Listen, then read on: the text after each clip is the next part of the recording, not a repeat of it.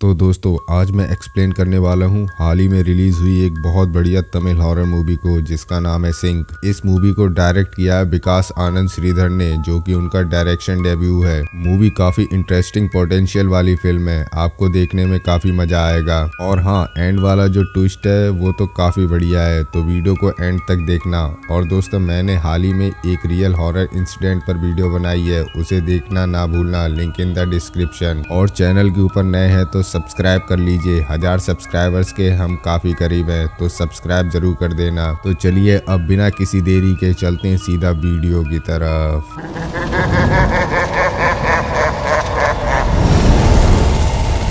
तो मूवी की शुरुआत में हम एक लड़की को गाड़ी में बैठा हुआ देखते हैं जो कि किसी का इंतजार कर रही थी। उस लड़की का नाम नेत्रा है और वो उसके बॉयफ्रेंड गौतम का वेट कर रही होती है, जो कि गाड़ी के अंदर आके बैठ जाता है। गौतम यहाँ पर एक स्ट्रगलिंग डायरेक्टर था जो कि किसी प्रोड्यूसर से मिलकर आया था। प्रोड्यूसर गौतम की फिल्म प्रोड्यूस करने से मना कर देता है और इस वजह से गौतम का मूड काफी खराब हो गया था। अब नेत्रा उसका मूड ठीक करने के लिए अपने दोस्त सीबी के साथ वन डे ट्रिप पौंडीचेरी के लिए प्लान करती है और गौतम, नेत्रा, सीबी और मधु निकल पड़ते हैं इस ट्रिप के लिए। खैर अब रात को लौटते वक्त उनकी गाड़ी के ब्रेक फेल हो जाते हैं और हड़बड़ी और घबराहट के चलते वह किसी लड़की को ठोक देते हैं। और अब ये वाला सीन और यहाँ से आगे के सारे सीन हम एक रिकॉर्डिंग के जरिए देखते हैं। अब आगे हमको दिखाया जाता है कि नेत्रा कोई सिंक प्लेटफॉर्म का इस्तेमाल करके अपने बाकी दोस्तों को मीटिंग के लिए इनवाइट करती है। यहाँ पर नेत्रा थोड़ी सी स्ट्रेस आउट दिखाई देती है। खैर तभी मधु मीटिंग में ज्वाइन होती है और उसके बाद सीबी ज्वाइन करता है। नेत्रा गौतम को कॉल करती है जो कि कॉल नहीं उठाता और वो तीनों बात करने लगते हैं, जिससे हमको पता लगता है कि कुछ ना कुछ गड़बड़ जरूर है। खैर अब नेत्रा के फिर से कॉल करने पर गौतम कॉल अटेंड कर लेता है और मीटिंग भी ज्वाइन करता है और सब फिर से बातें करने लगते हैं। यहाँ पर हमको पता चलता है कि नेत्रा को अस्थमा की दिक्कत है और मधु को एक्सीडेंट के चलते हाथ में चोट आई थी। और गौतम सबको एश्योर करता है कि उसने सब कुछ हैंडल कर लिया है और वो सब टेंशन ना ले।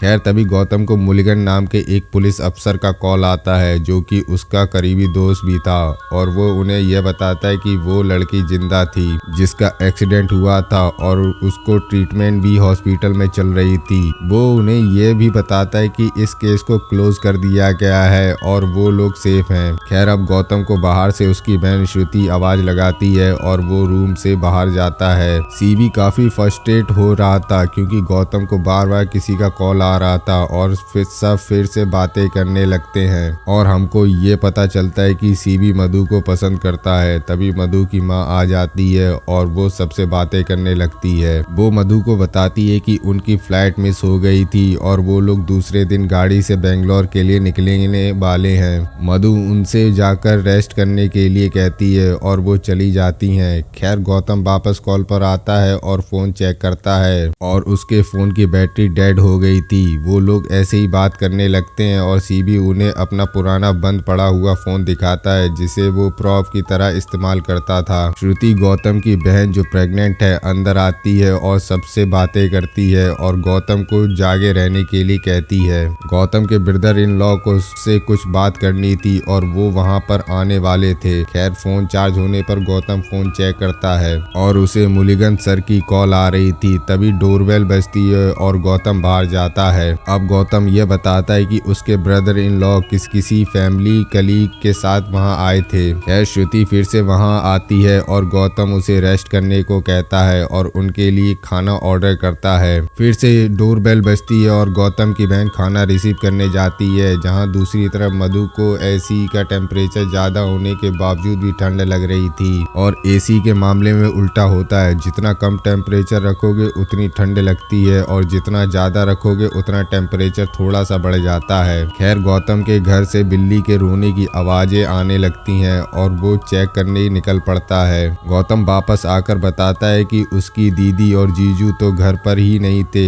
और मेन डोर खुला हुआ था, जो कि बहुत ही अजीब बात थी। गौतम श्रुति को कॉल करता है और वो कॉल कट कर देती है और तभी नेत्रा को भी ऐसी फील होने लगता है कि उसको किसी ने पीछे से हाथ लगाया। उन्हें ये भी पता लगता है कि मधु भी घर में अकेली थी और हमें ये पता लगता है कि उनके साथ कोई पैरानॉर्मल एक्टिविटीज हो रही थी, यानी कि इनके फैमिली मेंबर्स कभी इनके साथ थे ही नहीं। यहाँ पर कोई और चीज ऐसा कर रही है। अब मधु इस चीज को कंफर्म करने के लिए अपनी माँ को कॉल करती है और उनको पता लगता है कि मधु के पेरेंट्स तो दोपहर में ही बेंगलोर पहुंच गए थे। इसकी वजह से मधु बहुत डर जाती है और उसे पिक करने के लिए सीबी उसके घर के लिए निकल पड़ता है, क्योंकि वो उसको पसंद करता था, उसे बचाना चाहता था। अब सीबी मधु के घर पहुंचता है और उसके रूम का दरवाजा खोलकर वो अपने ही रूम में वापस आ जाता है, जिसका मतलब यहाँ पर स्पेस और टाइम भी मैनिपुलेट किया जा रहा था। गौतम अब नेत्रा को अपनी मॉम को उठाने के लिए कहता है और साथ ही साथ अपनी सिस्टर को कॉल लगाना कंटिन्यू रखता है। तभी नेत्रा अपनी माँ को जगाने की कोशिश करती है, लेकिन वो नहीं उठती है, इसलिए वो अपनी माँ की हार्ट बीट चेक करती है और तभी उनकी आंखें अजीब सी हो जाती हैं। तभी नेत्रा एम्बुलेंस को कॉल करती है और वो कॉल घूम के बार बार गौतम को लग जा रही थी, क्योंकि यहाँ पर स्पेस और टाइम को मैनिपुलेट हो रहा था। लुक्स लाइक कोई ऐसी एंटिटी है जो कि इनके साथ ऐसा खेल खेल रही थी। अब नेत्रा मीटिंग फिर से ज्वाइन करती है और हम ये देखते हैं कि उसकी माँ चल रही थी, जो कि पॉसिबल नहीं था, क्योंकि उनकी इंजरीज की वजह से उन्हें कुछ दिनों के लिए व्हील चेयर इस्तेमाल करनी थी और वो खड़ी भी नहीं हो सकती थी। इसका मतलब नेत्रा की माँ पॉजेस्ड हो चुकी थी और ये सब देखकर वो अपने रूम से भागने लगती है। अब तभी गौतम की सिस्टर कॉल उठाती है और उसे ये बताती है कि वो उसके रूम में ही है। गौतम तभी रूम चेक करने जाता है, उसमें कोई नहीं था और फोन पर श्रुति गुस्से में बाहर निकलने को कहती और डर की वजह से गौतम वापस अपने रूम में आ जाता है। खैर वो मुलिगन सर को फिर से कॉल करता है तो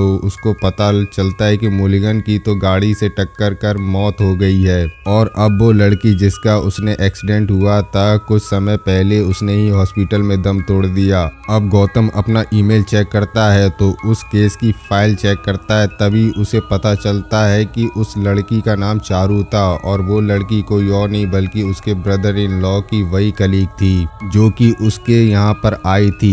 अब डर और गुस्से की वजह से गौतम चारू को अपने 3 दोस्तों को हॉन्ट करने को कहता है। अब इसके बाद मधु की माँ पीछे आके बैठ जाती है। मधु पीछे मुड़कर देखती है, वहाँ कोई नहीं था और हम ये देख पाते हैं कि मधु पॉजेस होने लगी थी। अब गौतम घर पर भी किसी बच्चे की रोने की आवाज आती है और पॉजेस हो गई मधु उसे बताती कि उसकी सिस्टर उसे बुला रही है और वो उसे वहाँ जाने को कहती है और गौतम बाहर जाता है और बहन को एक बच्चे को पकड़े देखता है और पास जाकर उसको पता चलता है कि वो कोई गुड़िया थी। अब श्रुति अपने रूम में आ जाती है और गौतम उसके पीछे जाता है, लेकिन वहाँ पर कोई नहीं था। मधु अब सीवी को बताती है कि वो उसे प्रपोजल को हाँ करने वाली थी और वो उसे बर्थडे के दिन प्रपोज करने वाली थी और जब वो उसके घर गई तो उसको उसने अपने दोस्त के साथ देख लिया था और ये कह के वो खुद को खत्म कर लेती है। और इसके बाद सीवी को उसके पुराने फोन मधु के लैंडलाइन से कॉल आता है और वो गिल्ट के मारे उससे मिलने निकल पड़ता है। बाहर निकलने ही उसका एक्सीडेंट हो जाता है और उसकी मौत हो जाती है। अब सिर्फ नेत्रा और गौतम ही कॉल पर थे,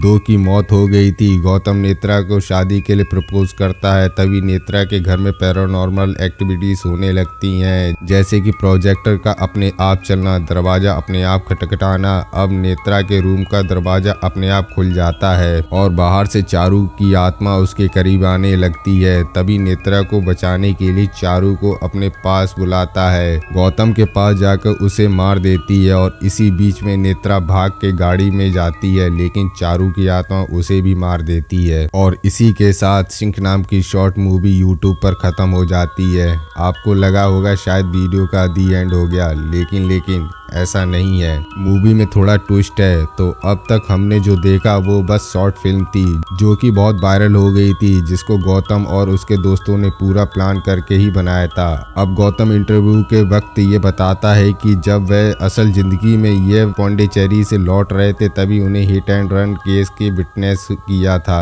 और उसके विक्टिम का नाम चारू था और उन्होंने चारू का नाम ही इस्तेमाल किया ताकि उनके फिल्म को रीच मिले। उन्हें वहाँ ये पता चलता बताता है कि असली चारू की मौत हो चुकी थी। गौतम इंस्टाग्राम पर लाइव जा रहा था और उसने अपने फैन से इंटरेक्ट कर रहा था, लेकिन तभी उसे अपने दोस्तों के कमेंट दिखाई देते हैं जो कि उसे भागने के लिए कह रहे थे और दरवाजा खोलने से मना कर रहे थे। तभी उसके घर के डोरबेल बजती है और दरवाजा खोलने पर उसे डिलीवरी बॉय मिलता है जो कि उसे ये बताता है कि किसी चारू ने ये ऑर्डर इसी लोकेशन से प्लेस किया था। अब डिलीवरी बॉय उसे ये कहता है कि उसे चारू का नाम इस्तेमाल करके बहुत बड़ी गलती कर दी, क्योंकि चारू को भी ये लगेगा कि उसने ही उसका खून किया। अब गौतम इसे इग्नोर करता है, उसे शायद ये लगता है कि ये कोई प्रैंक है। तभी शॉकिंगली उसे उसके पीछे से किसी लड़की की रोने की आवाज़ आती है और उसके घर के अंदर पैरानॉर्मल एक्टिविटी शुरू हो जाती हैं और रूम के अंदर जाते ही उसे चारू दिखाई देती है। यानी अब तक जो उसने किया उसके बदले सारी चीज़ें रियल हो चुकी थी। उसके दोस्त के साथ भी ये सारी चीज़ें हो रही होंगी, जिसके चलते वो उसे कमेंट में ये बताने की कोशिश कर रहे थे।